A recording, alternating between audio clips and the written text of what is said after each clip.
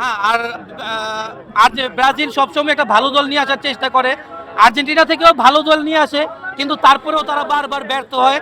বারবার দেখেন 2014 সালে আমরা আসছি, ওরা জার্মানির সাথে হেরে গেছে, আসতে পারেনি। তারপর মনে করেন 2022 সালে আমরা আসছি, ওরা আসতে পারেনি। তো 2026 সালে প্রার্থনা যেভাবেই হোক, তোমরা তান্ত্রিক ধরো, মন্ত্র ধরো, যন্ত্র ধরো, যেভাবে হোক জিতে আসো। আমরা তো সেমিফাইনাল আসতেছি, আর কি বাংলাদেশে বসে টিএসসিতে বসে সবার সামনে এই ব্রাজিলের জার্সিগুলো সব যখন পাল্টায় তাদের দেখার মজাই আলাদা।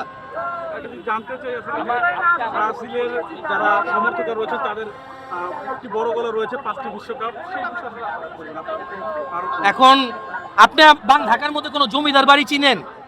ঢাকার মধ্যে কোনো জমিদার আছে? জমিদাররা ধ্বংস, তাদের কিছু নাই।